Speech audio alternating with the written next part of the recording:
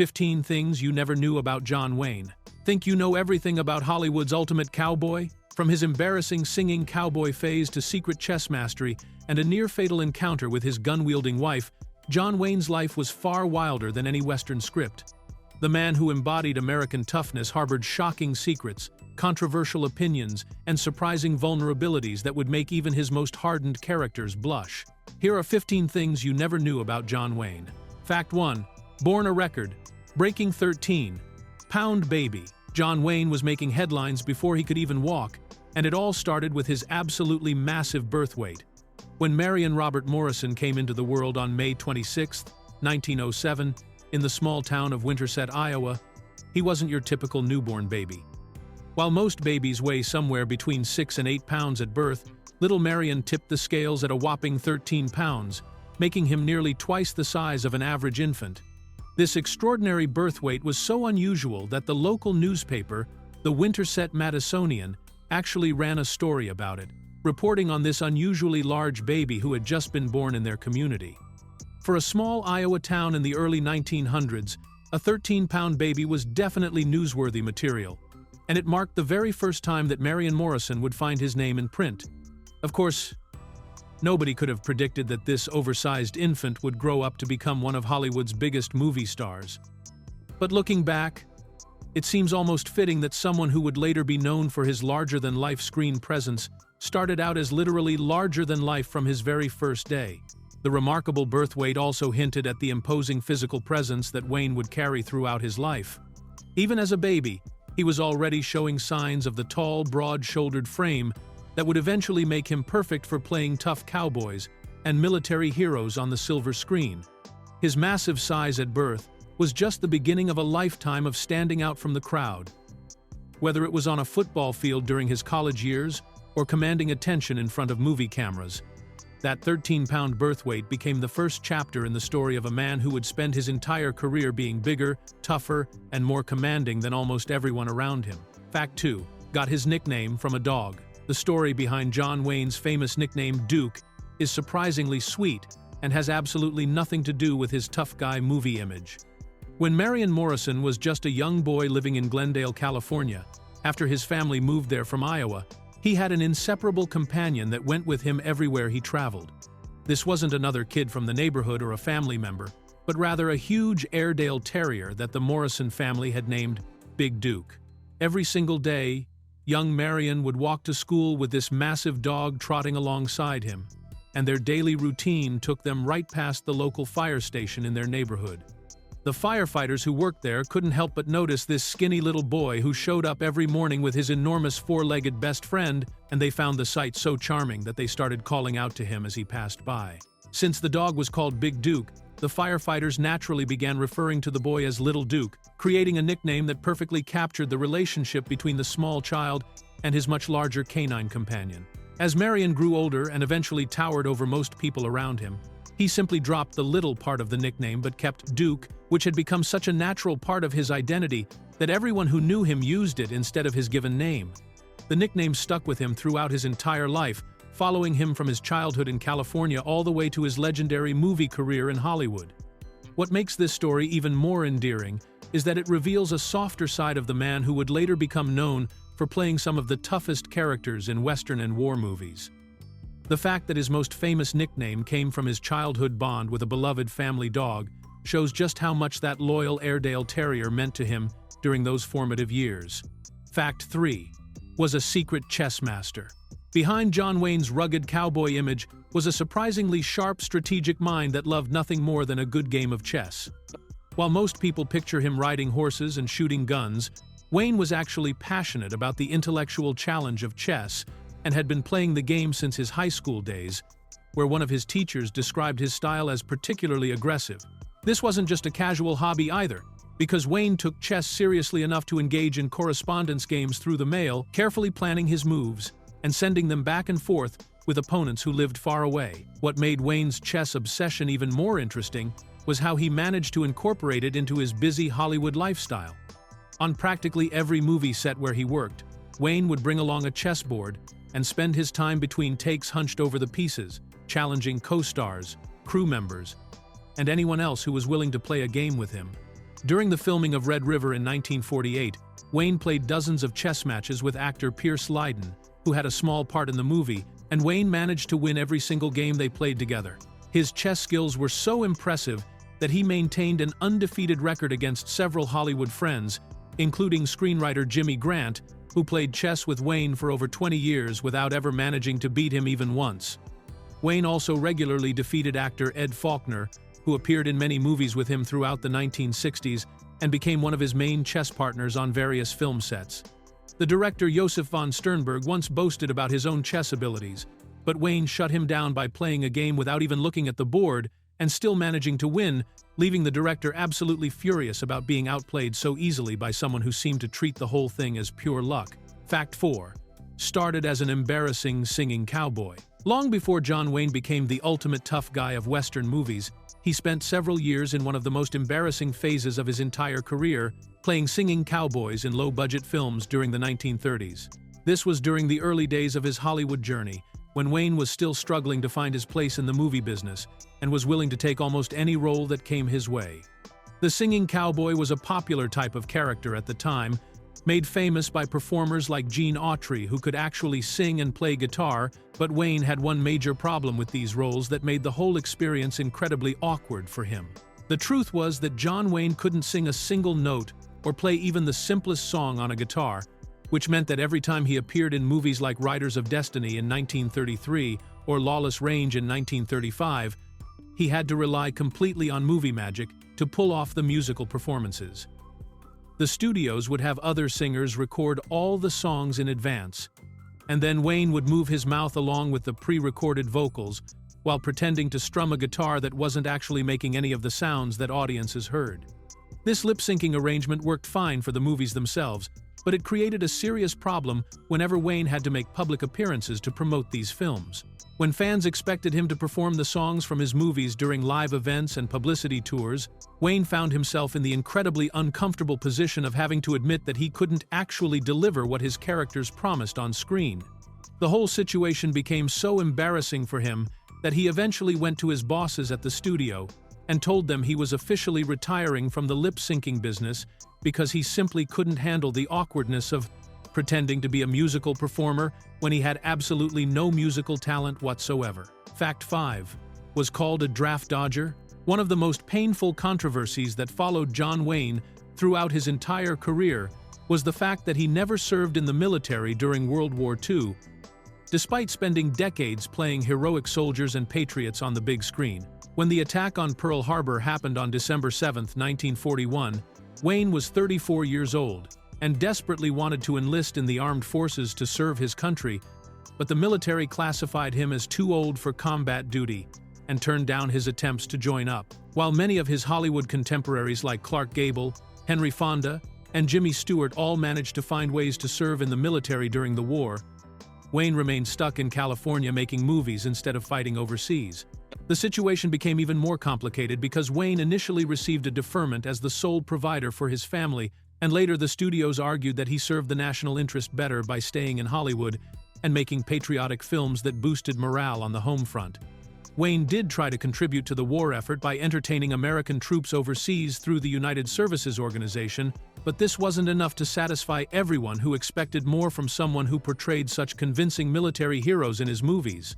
The real problem started when Wayne encountered actual servicemen during his entertainment tours, because many of the soldiers and sailors he met weren't impressed by his presence and made it clear that they saw his tough guy movie performances as nothing more than fake machismo from someone who had never experienced real combat. Some veterans would give him a cold reception or make pointed comments about actors who played war heroes while staying safely away from any actual fighting, and these encounters left Wayne feeling deeply ashamed about his failure to serve when his country needed him most. Wayne later called this one of the most painful parts of his entire life, and many biographers believe that his guilt over not serving in World War II drove him to become even more publicly patriotic in his later years. Fact 6. His wife tried to shoot him. John Wayne's second marriage to Esperanza Barr, who he nicknamed Chata, was so volatile and dangerous that it nearly ended with him getting shot in his own home. Wayne himself once described their relationship as being like shaking two volatile chemicals in a jar, and this comparison turned out to be frighteningly accurate when their heated arguments and jealous fights reached a terrifying climax one night in the late 1940s. Chata was an extremely jealous woman who lived in constant fear that her husband was cheating on her with his glamorous co-stars, and considering that Wayne had already been married when they started their affair together, her suspicions weren't entirely unreasonable. The situation came to a head one evening when Wayne decided to go out partying with his Hollywood friends instead of staying home with his wife, leaving Chata sitting alone and working herself into an absolute frenzy as she imagined all the terrible things he might be doing with other women. As the hours ticked by, and Wayne still hadn't returned, Chata's anger and paranoia grew stronger and stronger until she reached a breaking point that led her to make a decision that could have changed Hollywood history forever. When Wayne finally stumbled through his front door in the early hours of the morning, clearly having had a few drinks during his night out, he was met with a sight that would have terrified even the toughest movie cowboy. There was his wife, wide awake and waiting for him in the darkness, holding a loaded gun that was pointed directly at him as he walked through the doorway. The exact details of what happened next have never been fully revealed, but what we do know is that somehow Wayne managed to survive the encounter without getting shot, though the incident marked the beginning of the end for their already troubled marriage. This terrifying confrontation became one of the most dramatic moments in Wayne's personal life, and showed just how dangerous his relationship with Chata had become. Fact 7. Owned a former Navy warship as yacht. John Wayne took his love of boats to an extraordinary level when he purchased a genuine World War II military vessel and transformed it into his personal luxury yacht in the early 1960s. The boat that would become Wayne's floating palace started its life as the USS YMS 328, a 136-foot Navy minesweeper that had been built during World War I and later served the military during the Second World War, searching for dangerous underwater mines that could sink other ships. After the war ended and the Navy no longer needed the vessel, Wayne saw an opportunity to own something truly unique and decided to buy the decommissioned warship to convert it into his own private retreat on the water. Wayne spared no expense in turning this military vessel into the ultimate luxury yacht, which he renamed the Wild Goose, and the renovations he made were absolutely incredible for a boat that had originally been designed for dangerous combat missions. The conversion included adding a full saloon where Wayne could entertain guests, a working fireplace that created a cozy atmosphere even while floating on the ocean, and even a bridal suite for special occasions, transforming what had once been a utilitarian military craft into something that resembled a floating hotel more than a former warship. Wayne used the Wild Goose for family getaways where he could escape the pressures of Hollywood and spend quality time with his children, away from the constant attention of fans and reporters. The yacht also served as Wayne's entertainment headquarters, where he hosted elaborate parties for other Hollywood stars and celebrities who would come aboard to enjoy the unique experience of partying on a converted military vessel. Wayne was so generous with his boat that he frequently lent the Wild Goose to famous friends like singer Tom Jones and Beach Boys drummer Dennis Wilson, allowing them to use his floating palace for their own adventures on the water. The yacht even managed to get into the movie business itself, appearing in films like The President's Analyst and Skidoo during the late 1960s. Fact 8. Hated his real name Marion. John Wayne's deep hatred for his birth name Marion Robert Morrison was one of his biggest insecurities throughout his entire life, and he would do absolutely anything to avoid being called by the name his parents had given him. For someone who would eventually become famous for playing some of the toughest, most masculine characters in movie history, having a name that was typically considered feminine in American culture caused him tremendous embarrassment and made him feel vulnerable in a way that didn't match the confident image he wanted to project to the world. The problem wasn't just that Marion was usually a girl's name, but also that Wayne felt it made him sound weak and soft at a time when he was desperately trying to establish himself as a strong, reliable leading man in Hollywood. Every time someone called him Marion, it reminded him of all the ways he didn't fit the traditional masculine ideal that was so important during the early to mid-1900s, and this constant reminder of his perceived shortcomings ate away at his confidence behind the scenes, even as he projected strength and toughness on screen. Wayne's insecurity about his name was so intense that he was genuinely relieved when the local firefighters started calling him Little Duke after his dog, because it gave him an alternative identity that felt much more appropriate for someone of his size and personality. As he got older and moved into the entertainment industry, Wayne became increasingly desperate to find any excuse to use a different name professionally, which explains why he was so willing to let the movie studios completely change his identity when they decided that Marion Morrison wasn't suitable for a leading man. The extent of Wayne's discomfort with his birth name became clear to everyone who knew him personally, because even his closest friends and family members learned to avoid calling him Marion unless they wanted to see him visibly cringe and become uncomfortable. This deep-seated embarrassment about something as basic as his own name reveals a surprisingly vulnerable side of a man who spent his career convincing audiences that he was completely unshakable and confident in every situation. Fact 9. Didn't choose his stage name. John Wayne had absolutely no say in choosing the name that would make him famous around the world, because the entire decision happened during a studio meeting where he wasn't even present to offer his own opinion. When director Raoul Walsh decided to cast the young Marion Morrison in his upcoming film The Big Trail in 1930, everyone at Fox Studios immediately agreed that Marion Morrison was definitely not the right name for a leading man. But the process of picking a replacement turned into a surprisingly complicated discussion that revealed some interesting attitudes about names and ethnicity in old Hollywood. Walsh himself came up with the first suggestion for the new name, proposing that they call the actor Anthony Wayne after Mad Anthony Wayne, a famous general from the Revolutionary War, who had earned his nickname for his bold and sometimes reckless military tactics. This seemed like a perfect choice for a tough Western hero, since it connected the new movie star to American military history while giving him a name that sounded strong and masculine, which was exactly what the studio executives thought they needed for their leading man. However, when Walsh brought this suggestion to Winfield Sheehan, who was the head of Fox Studios at the time, the executive immediately rejected the name Anthony Wayne for a reason that seems completely ridiculous by today's standards. Sheehan told Walsh that Anthony Wayne sounded too Italian, and worried that audiences might think their new Western star was somehow connected to Italy rather than representing pure American values, which shows just how concerned studios were about ethnic associations during that era of Hollywood. After rejecting Anthony, the studio executives decided to keep the Wayne part of the name since they still liked the connection to the Revolutionary War general, but they needed a different first name that sounded more traditionally American to their ears. They settled on John Wayne almost as an afterthought, creating the iconic name that would become one of the most recognizable in entertainment history, all while the actual person who would carry that name was completely absent from the room where his entire professional identity was being decided. Fact 10. Made controversial Playboy interview. In 1971, John Wayne gave what would become one of the most damaging interviews of his entire career when he sat down with Playboy magazine and shared his personal opinions on some of the most sensitive social issues of the time. Wayne had always been known for speaking his mind and never hesitating to share his conservative political views, but this particular interview went far beyond typical political commentary and ventured into territory that would permanently stain his reputation for decades to come.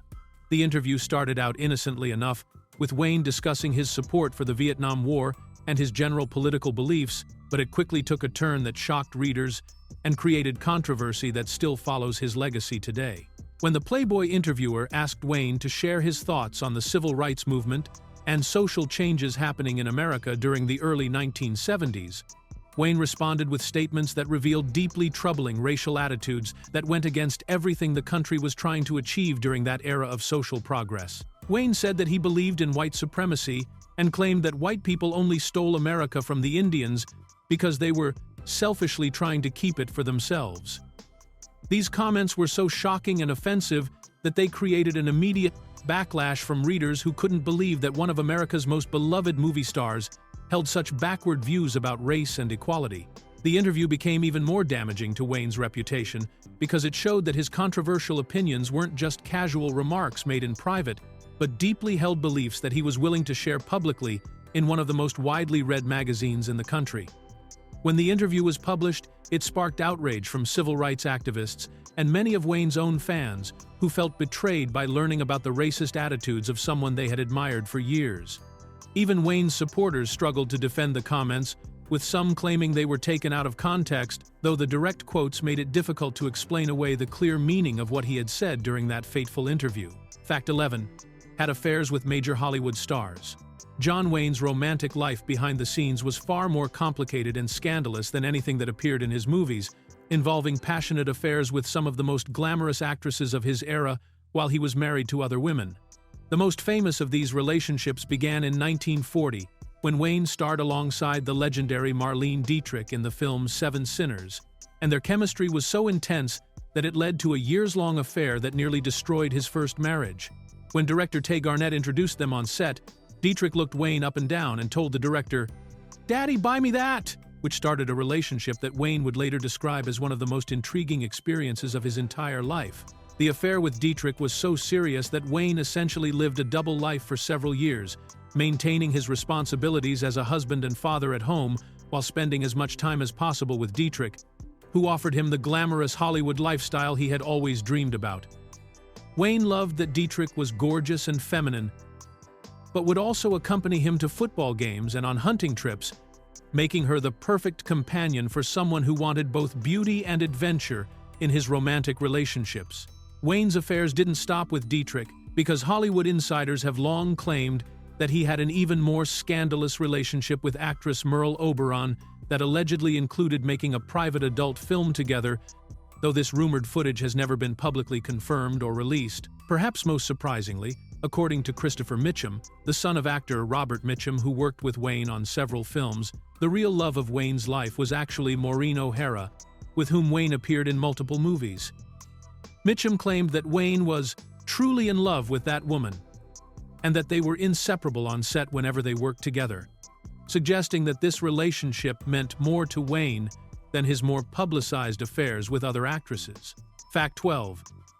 Got Grammy nomination for poetry. John Wayne surprised everyone in 1973 when he stepped away from acting to record a spoken-word poetry album that became successful enough to earn him a Grammy nomination, proving that his talents extended far beyond playing cowboys and soldiers on the big screen.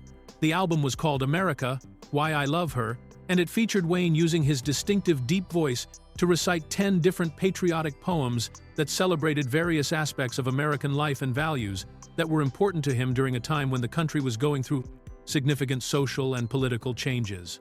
The poems were written by John Mitchum, who was the brother of Wayne's frequent co-star Robert Mitchum, and they covered topics that reflected Wayne's strong conservative beliefs and his deep love for his country. The album included tracks with titles like An American Boy Grows Up, which focused on military service, and Why Are You Marching, Son?, which expressed Wayne's opposition to the anti-war demonstrations that were happening across America during the Vietnam War era. What made this project even more remarkable was how well it performed commercially, because spoken-word albums were not typically big sellers during the 1970s, when rock and pop music dominated the charts. Despite being an unusual release, America, Why I Love Her managed to spend 16 weeks on the Billboard 200 chart, which showed that Wayne's fans were genuinely interested in hearing his thoughts on patriotism and American values, even when he wasn't playing a character in a movie. The album's success led to Wayne receiving a Grammy nomination in 1973 for Best Spoken Word Album, putting him in competition with other notable speakers and performers who had released similar projects that year. Unfortunately for Wayne, he didn't win the award, because Richard Harris ultimately claimed the Grammy for his own spoken-word rendition of Jonathan Livingston Seagull, but the nomination itself was still a significant achievement that demonstrated Wayne's ability to connect with audiences through his voice alone, without any of the visual elements that had made him famous in his movie career. Fact 13. Worked through cancer with one lung. John Wayne's incredible determination to keep working became legendary in 1964, when he received a devastating cancer diagnosis that would have ended most people's careers, but instead of retiring, he continued performing demanding action roles for another full decade with only one functioning lung. When doctors discovered that Wayne had lung cancer, the disease had already progressed to a late stage, which meant that surgeons had to take drastic action by removing 4 ribs and Wayne's entire left lung in a major operation that could have left him permanently disabled or unable to handle the physical demands of movie making. Most actors would have used such a serious health crisis as a reason to step back from their careers and focus on recovery, but Wayne was so committed to continuing his work that doctors declared him cancer-free just 10 days after the surgery, and he immediately began making plans to get back in front of the cameras as quickly as possible.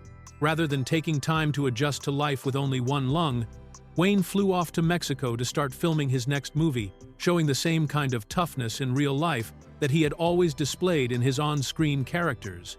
What made Wayne's post-surgery career even more remarkable was that he didn't just take on easy roles that would accommodate his reduced lung capacity, but instead continued appearing in action-heavy films that required him to perform physically demanding scenes.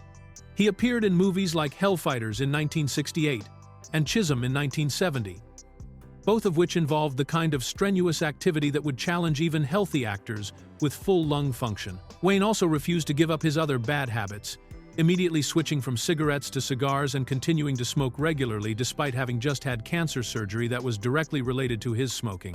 By the mid-1970s, Wayne's health problems had become serious enough that insurance companies considered him a major risk, forcing him to contribute a hefty portion of his own money to finance the insurance for what became his final film, The Shootist, in 1976. Fact 14. Cheated at chess with co-stars. Despite being known as an honorable cowboy on screen, John Wayne had a mischievous side that came out during his chess games with younger actors, where he would deliberately cheat by using his unusually large hands to his advantage in ways that were both sneaky and surprisingly playful. Wayne's chess cheating became most obvious during the filming of Chisholm in 1970, when he regularly played games with Christopher Mitchum, the son of famous actor Robert Mitchum, who was just starting his own acting career and was eager to impress the legendary movie star who had invited him to play. Christopher discovered that Wayne would cheat by moving two pieces simultaneously while using his big hands to block Christopher's view of the chessboard, making it impossible for the younger actor to see exactly what moves Wayne was making during their games together. At first, Christopher wasn't sure what to do about this obvious cheating because he didn't want to offend one of the biggest stars in Hollywood, so he sought advice from veteran actor Ed Faulkner, who had worked with Wayne on many films over the years and knew the Duke's personality better than most people in the business. Faulkner told Christopher that the best approach was to call Wayne out directly on his cheating, rather than pretending not to notice what was happening, because Wayne actually respected people who stood up to him more than those who just went along with whatever he wanted to do. The next time they played chess and Christopher caught Wayne cheating again, he said, "Excuse me, Duke, but you're cheating," and Wayne's response was surprisingly good-natured, replying, "Well, I was wondering when you were going to say something. Set them up. We'll play again." This incident revealed that Wayne's chess cheating wasn't mean-spirited or done out of any desire to truly deceive people, but was more like a test to see if his opponents had enough backbone to challenge him when they knew he was doing something wrong, which fit perfectly with his belief that people should stand up for themselves rather than quietly accepting unfair treatment. Fact 15. Regretted playing Genghis Khan. John Wayne's biggest professional embarrassment came in 1956 when he took on the role of Temujin, the man who would become Genghis Khan, in a movie called The Conqueror, which turned out to be such a disaster that Wayne would visibly cringe whenever anyone brought it up for the rest of his life. The casting decision was bizarre from the very beginning, because Wayne was about as far from Mongolian as you could possibly get, with his tall American frame, distinctive speaking style, and complete inability to convincingly portray someone from 13th century Asia, but somehow the studio thought it would work anyway. The movie was produced by Howard Hughes, who had a reputation for making unusual decisions, and Hughes was convinced that Wayne's star power would be enough to carry the film, regardless of how inappropriate the casting choice might seem to audiences who expected some level of authenticity in their historical epics. Wayne went along with the project, probably thinking that his popularity would help him pull off this dramatic departure from his usual Western and war movie roles, but the end result was so awkward and unconvincing that it became one of the most ridiculed films of his entire career. Later in his life, Wayne would say that the moral of The Conqueror was not to make an ass of yourself trying to play parts you're not suited for, which showed that he had learned a valuable lesson about staying within his strengths as an actor rather than attempting roles that didn't match his natural abilities or physical appearance. The movie became such a source of shame for Wayne that he couldn't even discuss it without showing obvious discomfort, and it served as a constant reminder that even the biggest stars in Hollywood could make terrible career choices when they ventured too far outside their comfort zones. The film may have also contributed to Wayne's later health problems, since it was shot near a nuclear test site, adding an even darker element to what was already considered one of the worst decisions of his professional life.